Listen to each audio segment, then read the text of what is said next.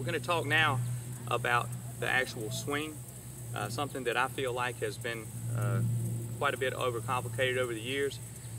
I have gotten to a point where there's not a lot that I teach as far as golf swing. I mean, there's a lot that you teach, but there's three main things that I really get involved with to make happen in a swing.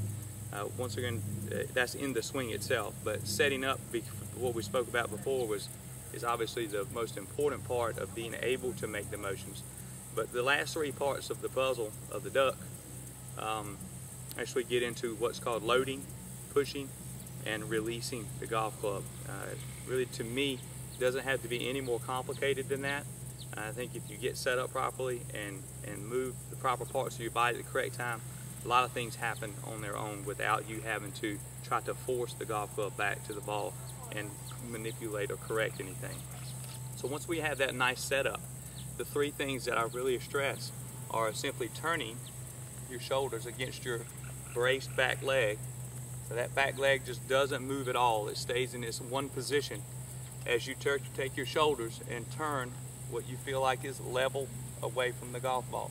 In reality, you're actually on a slight tilt of your spine, but it feels like it's going level to the ground. So we're just going to turn level against a braced back leg. Don't worry so much about your arms. They'll go where they need to go if you don't do anything. If you start lifting or pulling, then you'll have some issues. But if you just turn your shoulders against that braced back leg, your arms will go where they need to go. As far as how the golf club gets up, just let your wrist cock properly. That means that your left wrist, if you're a right-handed player, cocks straight. Doesn't bend in either direction. We don't want it to bow or cup, but it goes up and down. So this is the range of motion you have. It's about all they do. So as you turn your shoulders against that braced back leg, your wrist will set flat. So we're set, turn the shoulders against the braced leg, and the wrist will set flat. Golf club will go in a pretty good position without doing anything special. So get set up properly, turn against that braced leg. That gets you more behind the ball, gets you in a position to be able to move the club through the ball with your leg, your right hip. Not everybody can do that. With your right hip and knee and foot. We don't ever want to get into a position that we have to force the club back to the ball. So anytime you turn and you turn down or lift up, the only way to get back to the ball is by forcing the club with your upper body and not able to use the ground itself to create energy. If we get that good flat load against the right leg, then we're able to use that right hip and knee and foot to move the club forward. So once I turn back into position, if I just take my right hip and push it to the target, the golf club falls right in line. We don't have to force it down. We don't have to force it back to the golf ball, but you just move it through with your right hip.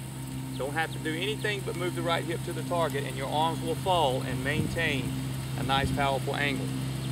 If you can get that sequence, the club will fall on the correct path and move down your target line. Excuse me 1 second while someone drives by.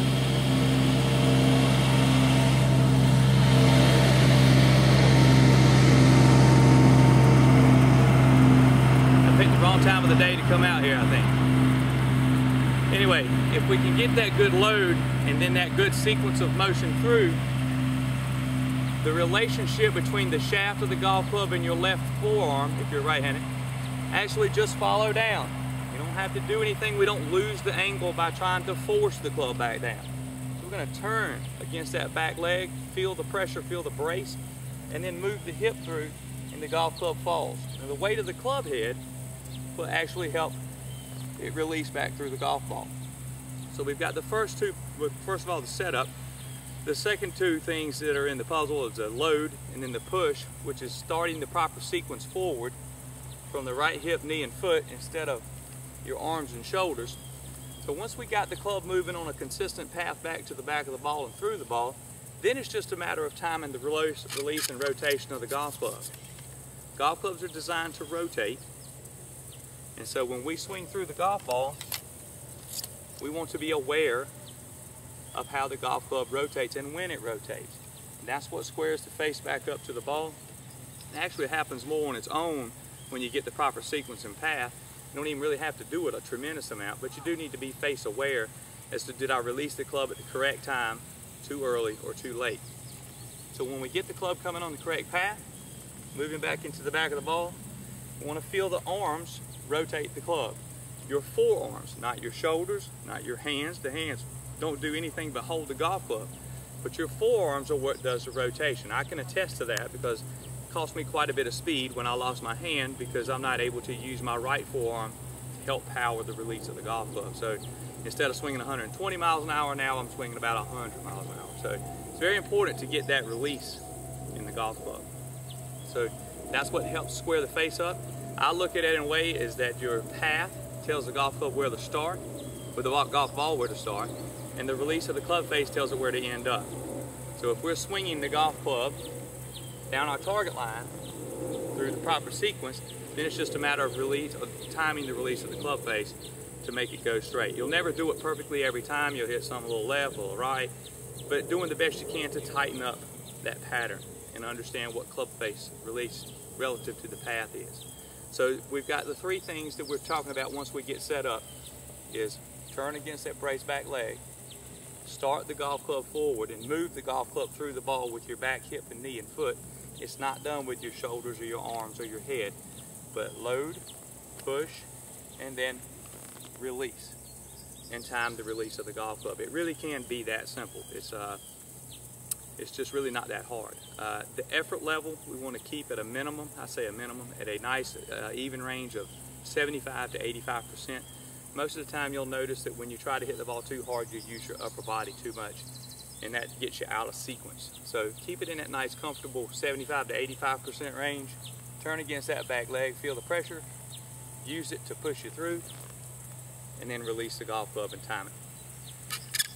That's really about all I have to say about the full swing. There's a lot of compensations that can be made if necessary for people that have a problem with legs and mobility and whatnot, but that's just your general motion for a typical person, and I don't deviate from that at all. I would prefer to see a smaller, shorter swing that had the proper technique and sequence of motion than a longer one that got out of sequence of motion.